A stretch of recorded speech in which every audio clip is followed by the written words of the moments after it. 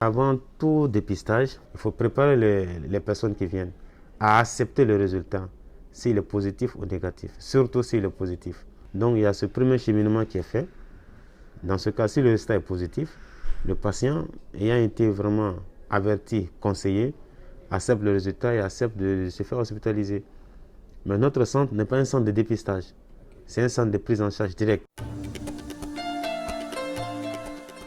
Ceux qui viennent ici dans notre centre sont des personnes déjà averties et qui ont accepté leur statut.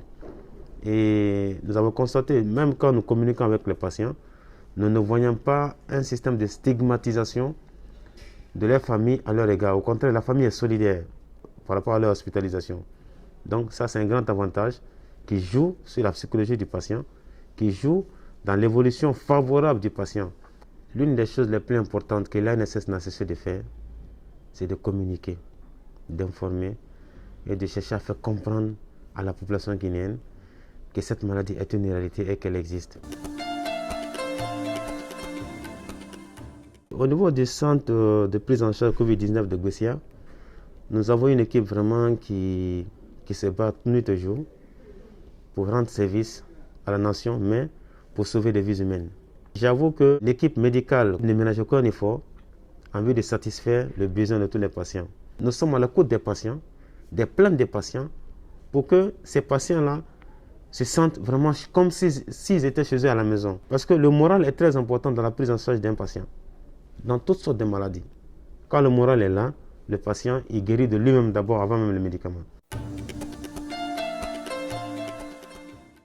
La peur de se faire dépister, c'est la peur d'entendre que vous êtes atteint du coronavirus. Faire le test de Covid, c'est la même chose comme faire le test du palu. On ne doit pas avoir peur.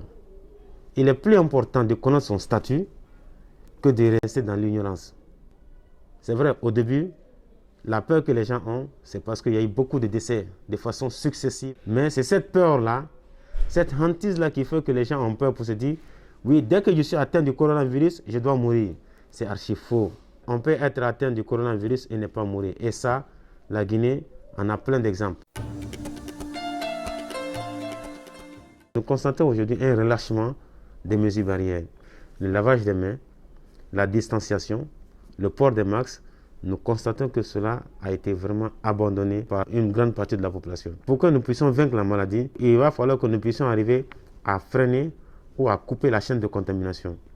Et pour couper la chaîne de contamination, ce sont ces différentes mesures barrières qu'il faut faire. Je crois que ces trois mesures-là sont importantes pour que les Guinéens se rendent compte et acceptent réellement les conseils que nous leur donnons.